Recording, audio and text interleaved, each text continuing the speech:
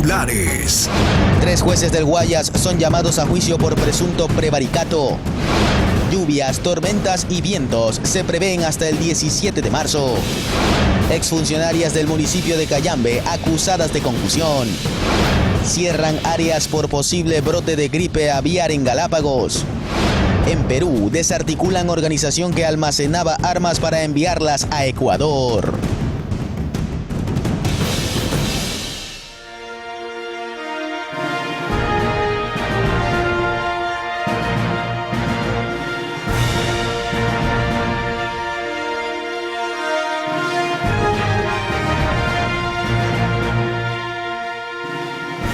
¿Qué tal, amigos televidentes de Ecuador y el mundo? Bienvenidos. Desde el 13 de marzo, Ecuador asumió la presidencia pre-tempore del Comité Latinoamericano de Seguridad Interior por el periodo marzo 2024-2025. Pedro, buenos días. Buenos días, televidentes. En otro tema, la Judicatura informó que han realizado acciones urgentes contra los servidores judiciales involucrados en el caso Purga. Aquí iniciamos, y a propósito de aquello, el caso Purga salpica la ejecución de una cuestionada obra durante la administración del exalcalde de Quito, Jorge Yunda. En la Corte Provincial del Guayas se resolvió el proceso judicial que involucra al Cuerpo de Ingenieros del Ejército y a la Empresa Pública de Movilidad y Obras de Quito por un contrato de repavimentación del 2019 plagado de irregularidades. Mayra Salazar es asesora de Fabiola Gallardo y protagonista de las irregularidades en la Corte Provincial, es la figura clave en este caso de corrupción. Según la Fiscalía General del Estado, el Cuerpo de Ingenieros del Ejército pagó por un fallo a su favor en una disputa jurídica con la empresa pública.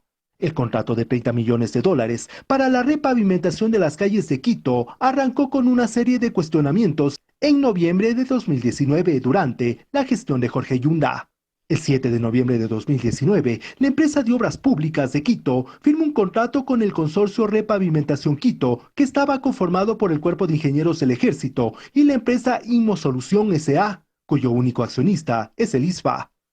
Sin embargo, luego se conoció que el consorcio Repavimentación subcontrató una parte de la obra con las empresas Erdoiza Crespo y GEIMCO, cuyo dueño de esta última es amigo cercano del exalcalde Yunda.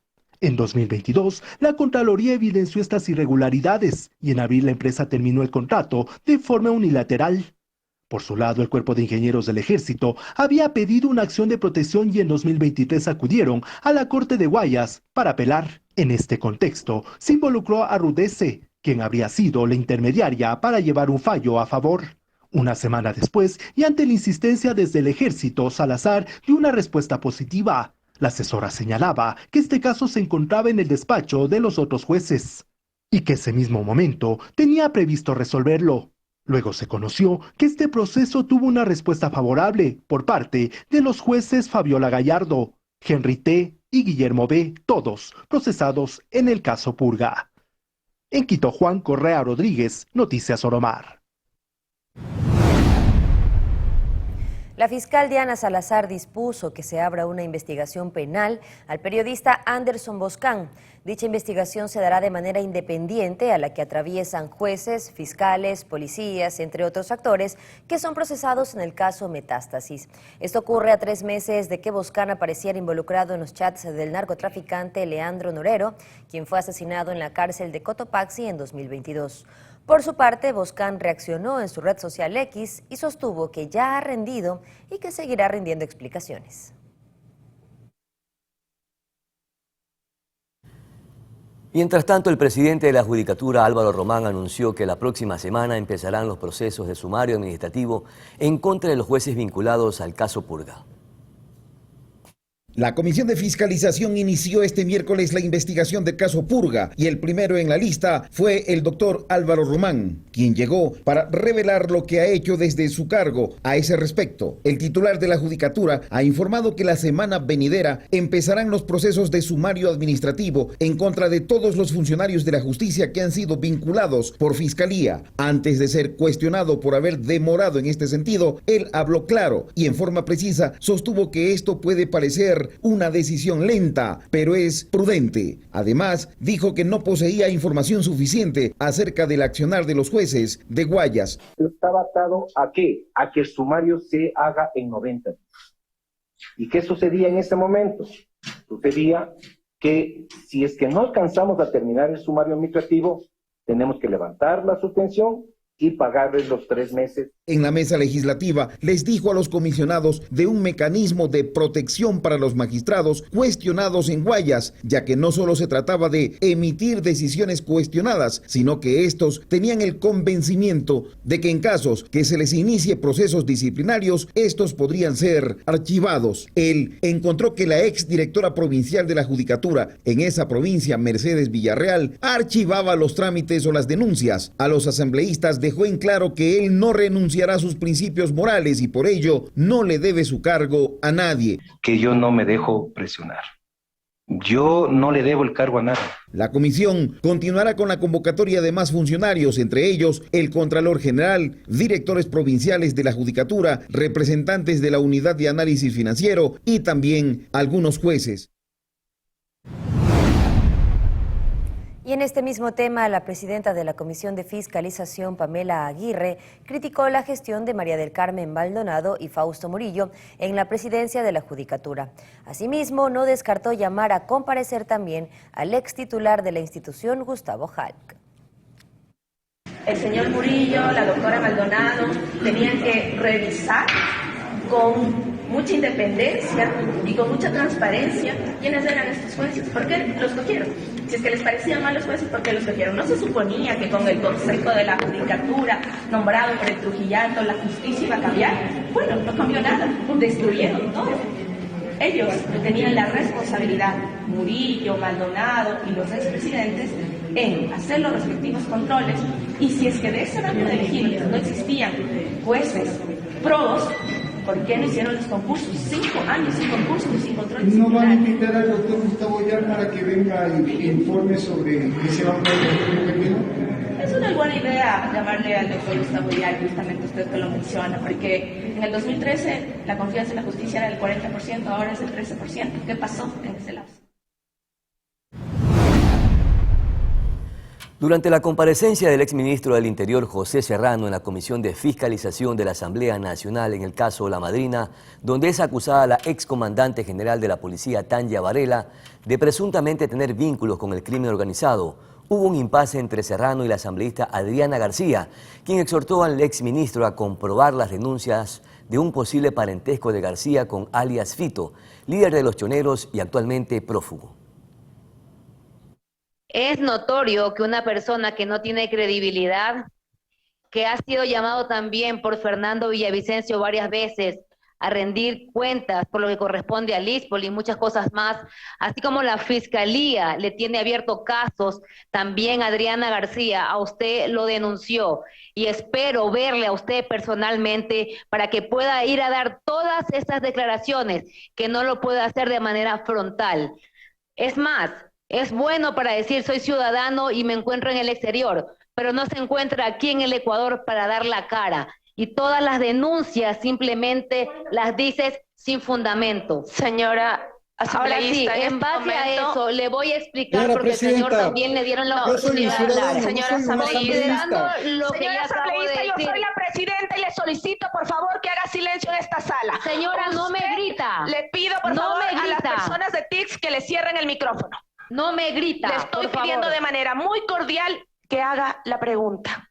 Voy a hacer mi pregunta. No se puede ofender a los invitados. Pero el señor se ofende. El señor dijo que yo trabajé en Autoridad Portuaria de Manta. Si fue a buscar información, revise toda y la cierre la actividad portuaria de Manta. denuncio. Señora asambleísta, si es que no va a ejercer su derecho a hacer su pregunta.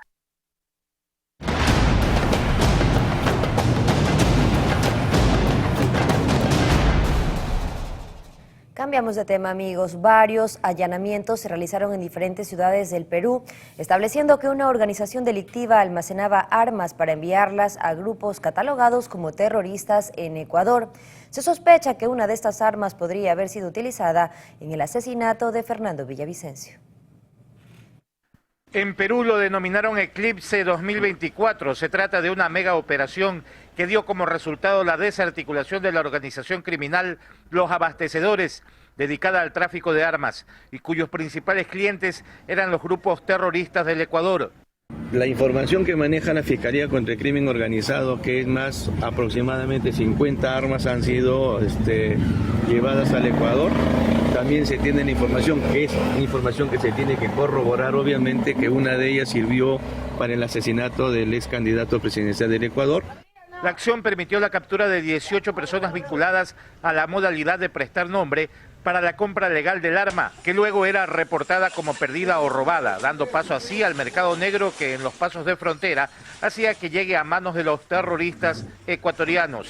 Estamos en contacto con las autoridades ecuatorianas para intercambiar la información correspondiente. Sí, la idea es que ellos la importaban las armas y de ahí la vendían a prestanombres y ellos a su vez formulaban la denuncia penal que se ha perdido el arma y eso aparecía, ¿no? Por ejemplo, hay el caso de Algemiro, quien supuestamente en el Huayco de marzo del 2023 dice que estaba por la Panamericana Sur, vino el Huayco y se llevaron las armas.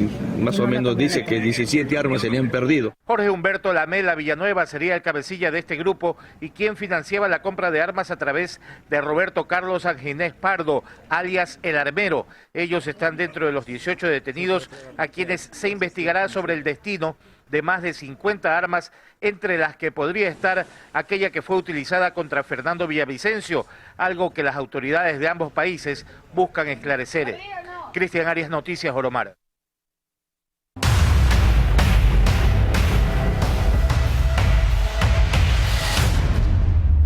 Y un juez nacional llamó a juicio a 3 jueces de Guayas en calidad de presuntos autores directos del delito de prevaricato.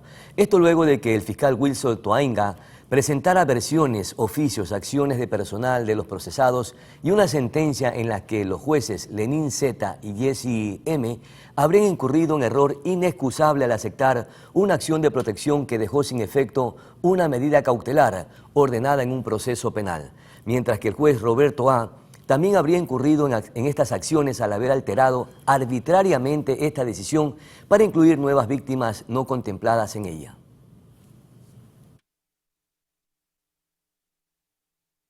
Y la Fiscalía General del Estado vinculó a Tania H. y Rita C. como coautora y cómplice respectivamente por el presunto delito de concusión mientras trabajaban en el municipio del Cantón Cayambe entre el 2017 y el 2019. Las ciudadanas fueron vinculadas a la instrucción fiscal abierta contra el exalcalde y ahora coordinador de Pachacutic, Guillermo Churuchumbi, y 4 personas más. Según informó la Fiscalía, el grupo participaría en el presunto cobro de diezmos a funcionarios para la organización política que auspiciaba el entonces alcalde. Y en el marco del caso Villavicencio, 6 policías que formaban parte de la cápsula de seguridad del ex candidato presidencial fueron convocados a comparecer en la comisión ocasional de la Asamblea que investiga el crimen, pero ninguno acudió. El capitán Cristian Ceballos explicó a través de una carta que su situación es de extrema peligrosidad, ya que ha recibido amenazas de muerte, por lo que no podía acudir de manera presencial.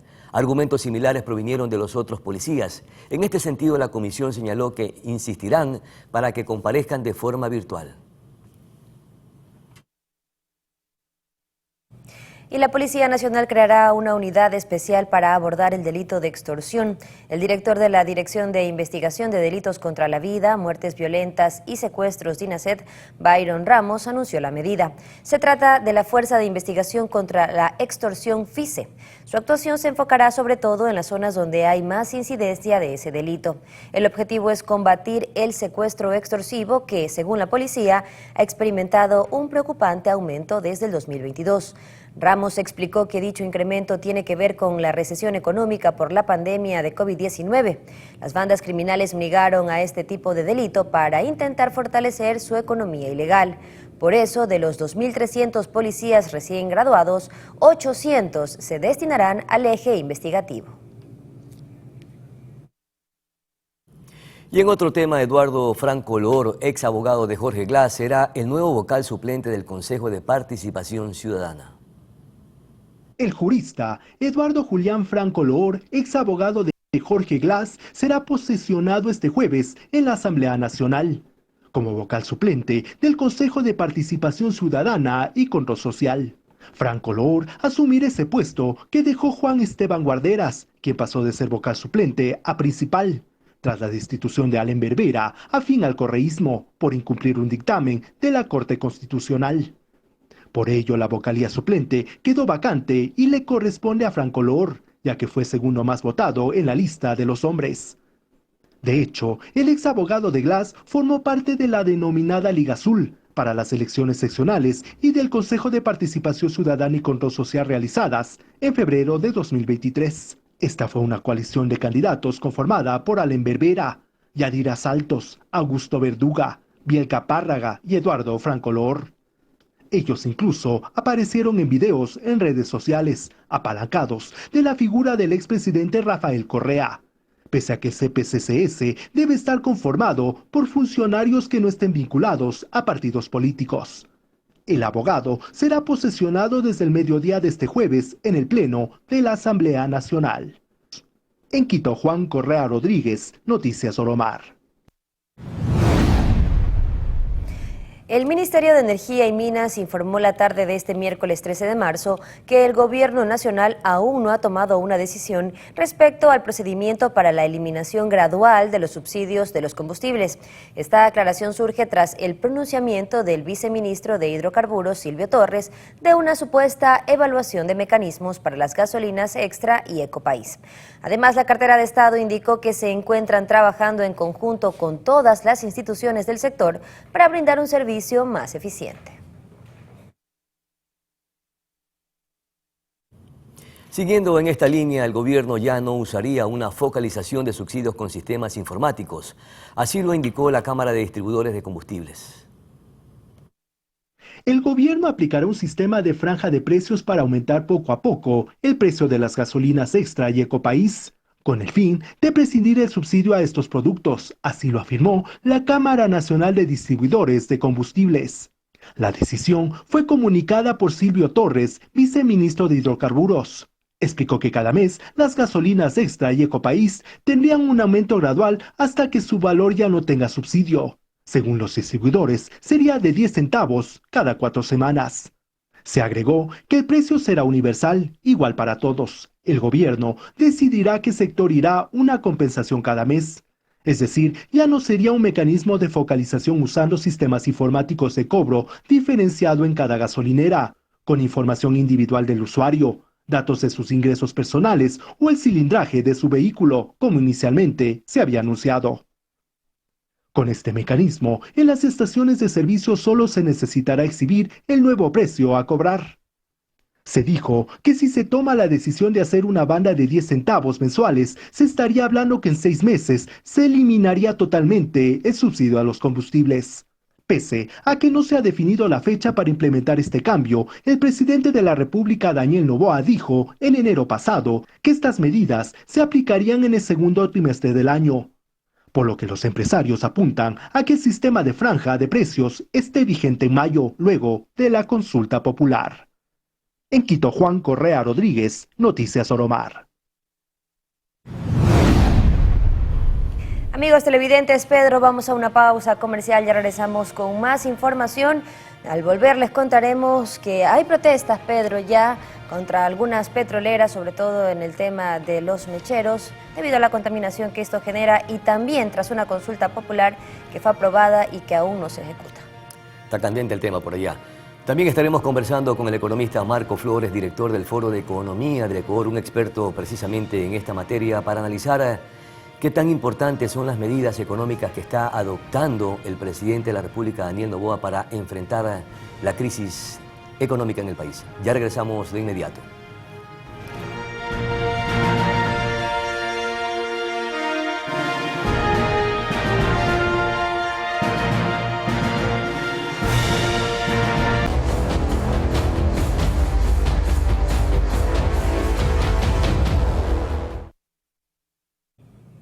Estamos de regreso, amigos. Les contamos ahora que, según el Gobierno Nacional, 63.890 jóvenes de entre 18 y 29 años han ingresado al mercado laboral con un contrato legal y protegiendo sus derechos gracias a la aplicación de la Ley Orgánica de Eficiencia Económica y Generación de Empleo. A través de la página web del Ministerio de Trabajo, pueden acceder al enlace del Servicio Público de Empleo Encuentra Empleo y aplicar para realizar algún curso que les interese. capacitándose, van a poder crecer más rápido, van a poder obtener un mejor trabajo más rápido. Este es el nuevo Ecuador. Tenemos jóvenes con trabajo, con mejores oportunidades de vida, que ya no serán reclutados por la delincuencia organizada ni por los grupos narcoterroristas. Quiero invitar a las empresas de todo el país a seguir apostando por el Ecuador, a seguir apostando por nuestros jóvenes. Juntos, el sector privado y el sector público, con la fuerza, con la creatividad y con la capacidad de los jóvenes, vamos a poder crear un mejor país, vamos a ser más competitivos como nación y vamos a poder darle a nuestros hijos un mejor Ecuador del que tuvimos nosotros. Y una manifestación en protesta por los mecheros petroleros en Ecuador fue realizada por cientos de indígenas amazónicos.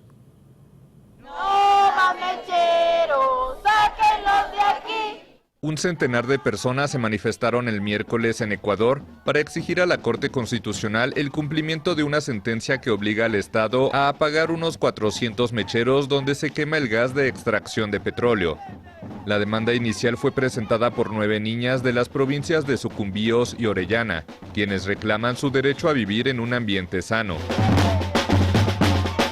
Suponía que ahorita ya deberían haber tenido mínimo una cantidad de 400 mecheros y hasta más ya mecheros eliminados. Ya pasaron los 18 meses que tenían que haber eliminado los mecheros que estaban cerca de las poblaciones, sin embargo no lo han hecho.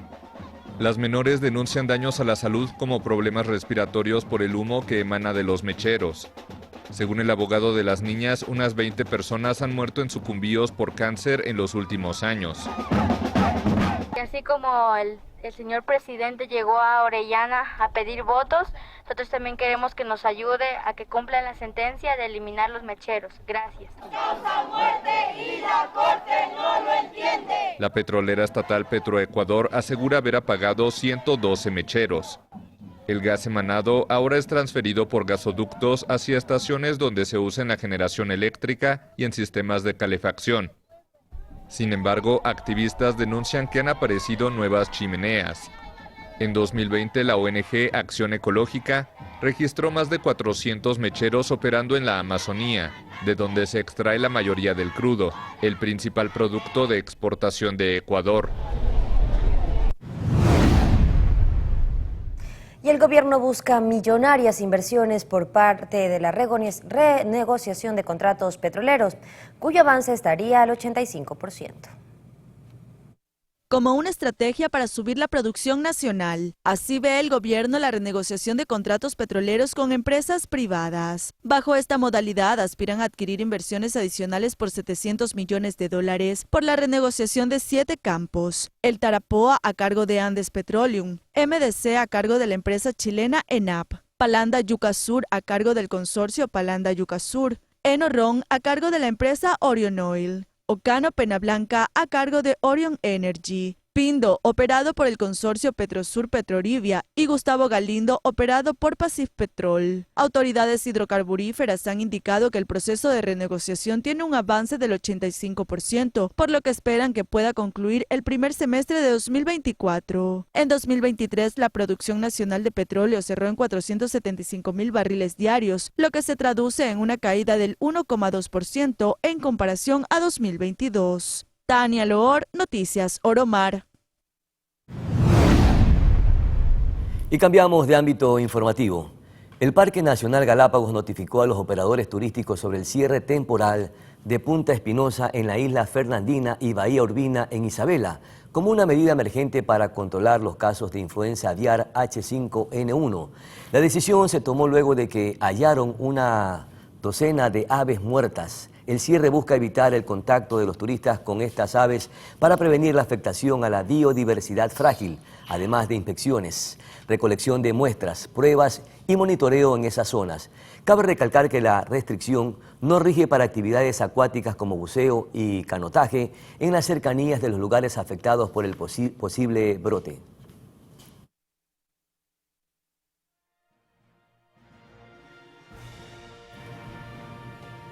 Amigos televidentes, momento de hacer una pausa, ya regresamos con más. Al volver conversaremos y conoceremos la nueva piel que vestirá el Ecuador, la selección ecuatoriana de fútbol. Y también haremos una especie de radiografía de la situación económica y las medidas adoptadas por el presidente de los ecuatorianos. Precisamente este análisis lo compartiremos con nuestro invitado, el economista Marco Flores, director del Foro de Economía del país. Ya regresamos.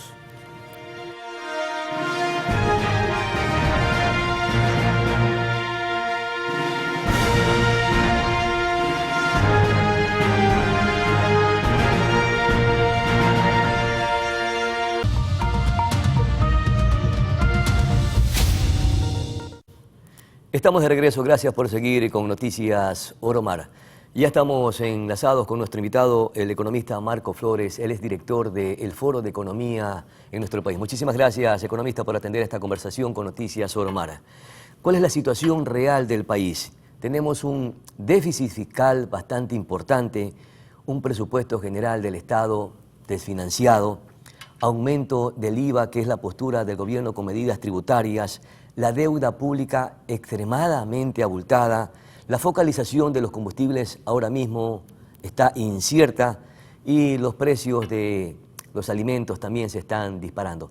Este es prácticamente el síntoma de este paciente que se llama Ecuador o nuestro país, mi querido economista Marco Flores.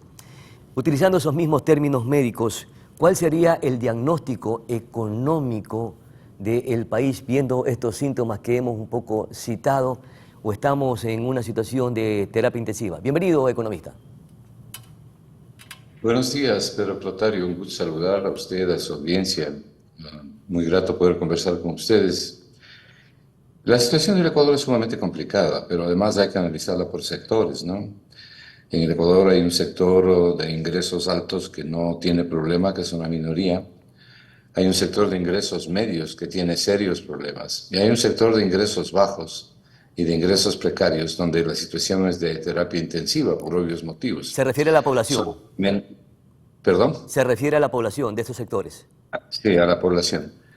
Es el sector que, este sector, el último, es el sector de menos recursos y por lo tanto de menos capacidad de defensa frente a todo lo que le ha traído el mal manejo de la economía.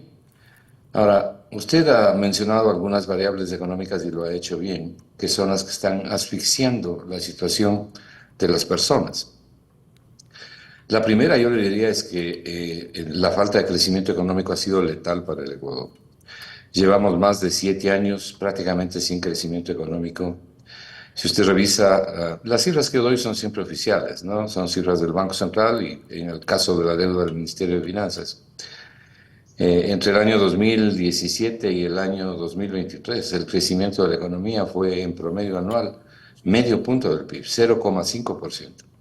10 veces menos de lo que el Ecuador requiere crecer. El Ecuador requiere crecer al 5% para mantener empleo, generar nuevo empleo y en algo reducir pobreza. ¿Y por qué no logramos ese crecimiento? Porque son las medidas económicas mal orientadas, mal adoptadas por cada uno de los gobiernos que no logran precisamente ese desarrollo y más bien al contrario, la economía está frenada. No sé si estemos frente a un shock económico, economista.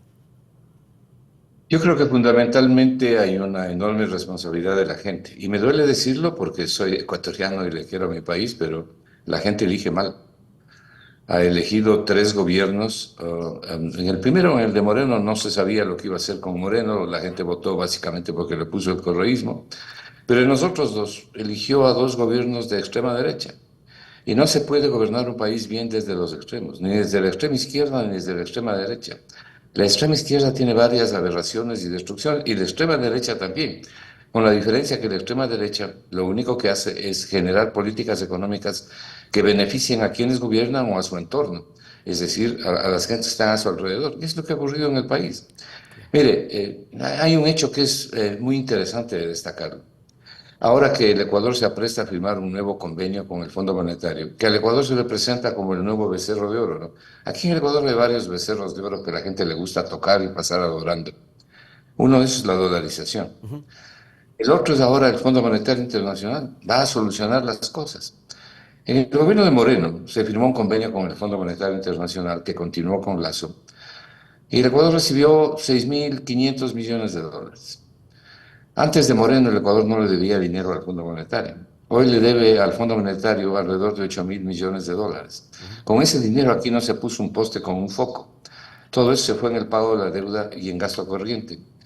Entonces, ¿qué le dijeron al país? Le dijeron que esto era para salvar la economía, que íbamos a tener una economía ordenada, que se iba a favorecer el crecimiento económico, que la gente iba a salir del empantanamiento del empleo. Solamente el 35% de la fuerza laboral tiene empleo en el Ecuador. Ahora, veamos qué es lo que sucedió, pues cuáles han sido los resultados luego de 7 años de la economía de la casa. Yo diría un poco más, mi querido economista, porque tenemos 20 años de tumbo en tumbo y no logramos ese crecimiento económico que usted siempre escucho que viene aspirando, lamentablemente. Y hemos tenido políticas estatistas que lamentablemente tampoco han logrado ese desarrollo económico, como políticas privatizadoras o de esa alianza público-privada entregadas, como usted dice, al Fondo Monetario Internacional. Pero ahora estamos en un escenario bastante sensible y delicado. ¿Hacia dónde apuntan las medidas tributarias que ha adoptado actualmente el presidente Daniel Noboa? Es el mismo escenario, por eso le estoy haciendo este recuerdo. El señor Noboa se posesiona en noviembre.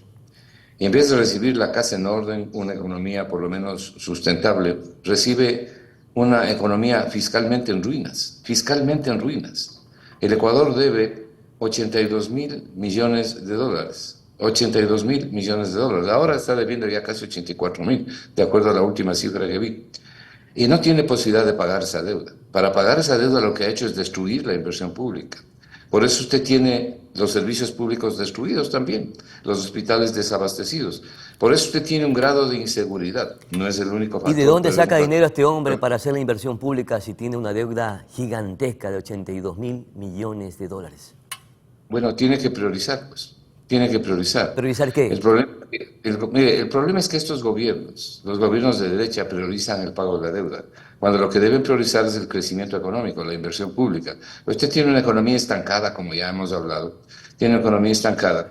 Entonces, la forma de salir de ese estancamiento es a través de la inversión pública, porque la inversión internacional no existe en el Ecuador y la inversión privada también está estancada. Entonces, para poder salir de ese hueco, de ese estancamiento, el Estado, a través del gasto de inversión pública, fundamentalmente en salud, en educación, en infraestructura, que es fundamental, ¿no? Carreteras, puentes, en fin, y en seguridad, el Estado tiene que poner dinero en la economía. ¿Qué es lo que ha hecho el país? Ha hecho exactamente lo contrario.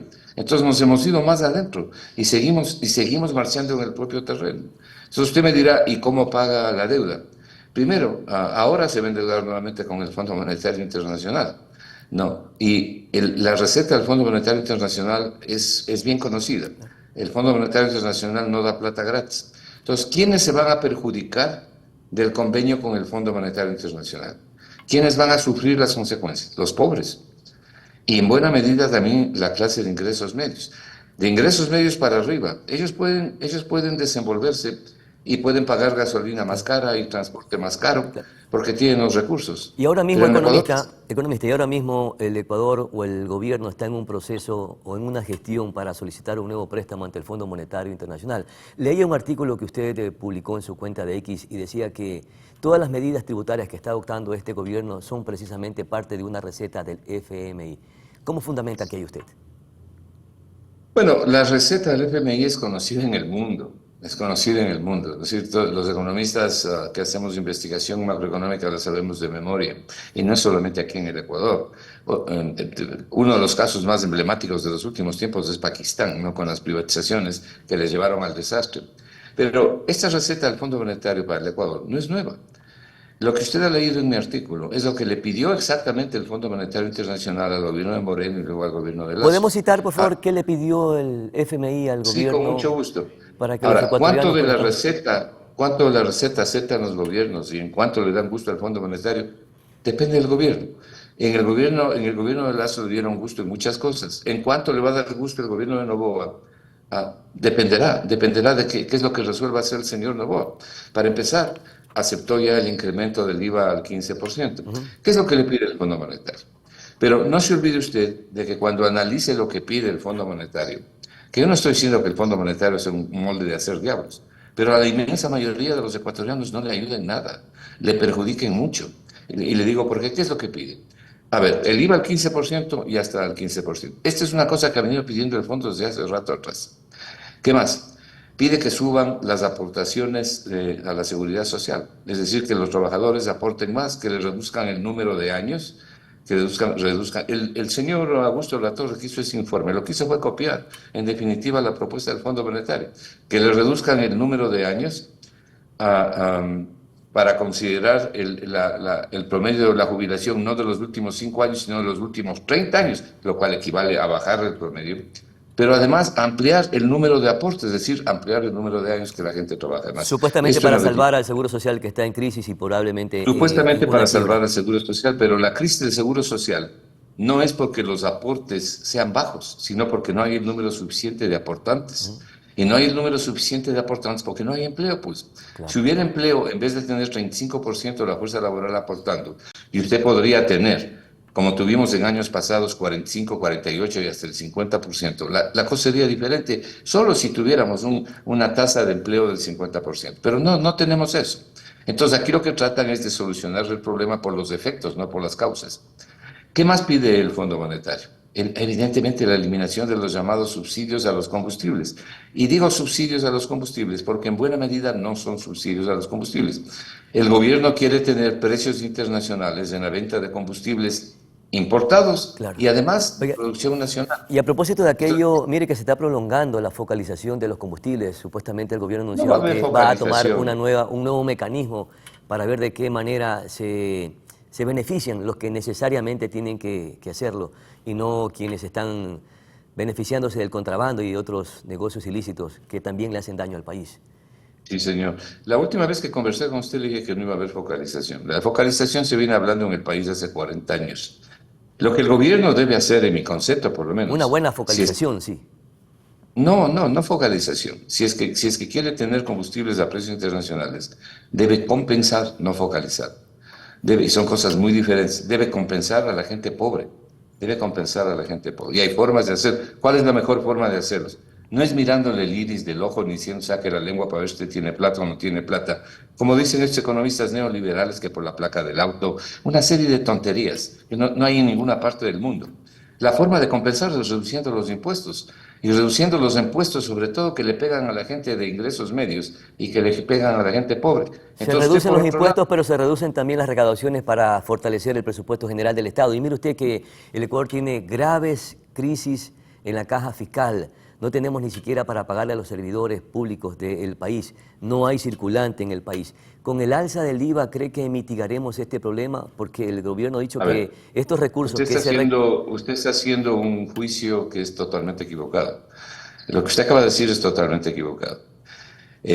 Cuando usted reduce impuestos, lo que tiene que ver es cuál es la presión fiscal, es decir, cuál es el porcentaje de impuestos sobre el PIB. Usted puede reducir unos y bajar otros. Por ejemplo, le voy a dar una fórmula para poder compensar.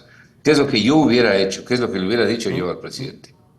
¿O qué es lo que yo haría si fuera presidente de este país? Yo bajaría el IVA, y lo bajaría sustancialmente, pero elevaría el impuesto a la salida de divisas, por señalarle un caso. Pero ya está en 5% el impuesto a la salida de divisas. No está en 5%, está en 3,5%. Está en 3,5%. Mi propuesta ¿Está en proyección de subir al 5% entonces? No está en ninguna proyección, no lo va a subir. No lo va a subir y él mismo lo ha dicho. Está en el 3,5%, dijo que ahí se iba a quedar. Si mañana cambia de idea, bueno, será otro cantar, pero por lo menos es lo que ha dicho. Pero le estoy señalando un impuesto. ¿Qué más puede hacer usted? Eliminar $1.000 millones del gasto tributario, que es innecesario, subsidios innecesarios a las grandes empresas. El gasto tributario tiene $5.300 millones. Yo digo que de ahí se puede sacar $1.000 millones. Algunos hablan de 1.500. Yo me pongo muy conservador y digo, de ahí podemos ahorrarnos $1.000 millones que va a la caja fiscal. ¿Qué más puede hacer? Eliminar otros subsidios que existen, por ejemplo, para las grandes mineras, los subsidios energéticos, que es bastante plata que se les regala aquí a las mineras. Simplemente señalándole dos o tres cosas. Y entonces usted puede bajar el IVA, pero además la economía no es estática, la economía es dinámica y tampoco la economía es lineal. Cuando usted baja el precio de un impuesto, en este caso el porcentaje, el IVA, hay una reacción en la demanda. Eso se llama la elasticidad de la demanda. Entonces, cuando usted baja el precio de un impuesto, baja usted el IVA, por ejemplo, la gente tiende a consumir más. Claro. Y el consumo, Pedro Clotario, es el 82% del PIB. Y en este país, en medio de la peor contracción que estamos viviendo, del estancamiento. Igual la que gente estamos consume, sale a los conciertos, sale a comprar, lo que sea. Muchísimas gracias, mi querido economista. Pero consume una parte de la gente, pues no toda la gente. Por eso le comencé hablando que usted tiene que referirse a los sectores de la gente. Perfecto, muchísimas Hay gracias. 7 millones de personas que viven con menos de $3, ¿no? Muchísimas gracias. Como siempre ha sido un placer, un gusto conversar con usted, economista Marco Flores, director del Foro de Economía de nuestro país. Vamos a nuestra pausa publicitaria. Ya regresamos con muchísima más información.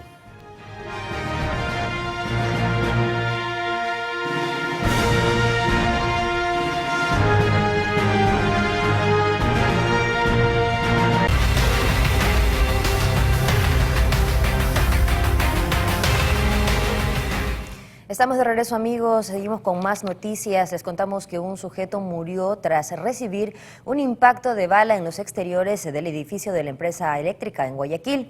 Según testigos, el tiroteo se habría desatado debido al intento de asalto a un blindado. Alrededor de las 11:45 de la mañana, en un vehículo rojo llegaron los delincuentes con la intención de asaltar el vehículo blindado que llegaría a las oficinas de CENEL, ubicadas en La Garzota, al norte de Guayaquil. Un total de 6 antisociales son los que atacaron el carro blindado. Producto del cual uno de los delincuentes, que estamos desconociendo de la identidad, está abatido, es un delincuente abatido que se encuentra en estos momentos. Se encontró una arma en posesión y una arma abandonada como indicios en el lugar. Tengo un pariente aquí y lamentablemente hubo un asalto con balacera. Y esas son las consecuencias de un hombre tirado en el suelo muerto que no se sabe quién es. Si es daño colateral, si es un miembro o si es así es. Eso es lo que pasó aquí. Imágenes viralizadas muestran cómo lograron apropiarse de varias fundas de dinero. Hasta el cierre de esta edición no se había informado con exactitud el monto de lo robado. Además tenemos un vehículo color rojo donde que los delincuentes huyeron de aquí del lugar. Se encuentra también abandonado aquí cerca de este lugar y personal técnico se encuentra levantando indicios para averiguar la identidad de estos delincuentes. Un asalto y suerte para ellos porque creo que se han llevado el dinero. ¿Cuántas personas más o menos eran? No lo podría decir, por los que se ven en las redes sociales aparentemente hay 3, 4 personas que van ahí, pero... Agentes de la INACET y la DGI iniciaron investigaciones. El material del sistema de videovigilancia fue revisado a fin de dar con la ruta de escape de los delincuentes. Cristian Arias, Noticias Oromara. Y un policía fue asesinado la noche del martes en la vía Durán Tambo. El crimen ocurrió mientras el uniformado se movilizaba en un vehículo. Francisco Hernández, jefe de la Policía Judicial en la Zona 8, indicó que la primera hipótesis de lo ocurrido es una retaliación a los trabajos que realiza la Policía Nacional. En el cuartel Modelo, ubicado en la Avenida de las Américas, al norte de Guayaquil, se realizó una capilla ardiente para despedir al gendarme. 4 personas fueron asesinadas en diferentes puntos del país. En la siguiente nota le detallamos dónde ocurrieron los crímenes. Pasadas las 13 horas de este 13 de marzo, un hombre fue asesinado al estilo sicariato en el barrio La Propicia del Cantón La Libertad. Individuos que sacan un arma, él trata de escabullirse, lógicamente, y es impactado por armas de fuego a la altura de la cabeza y de la espalda, lo cual eso produce que lamentablemente pierda la vida.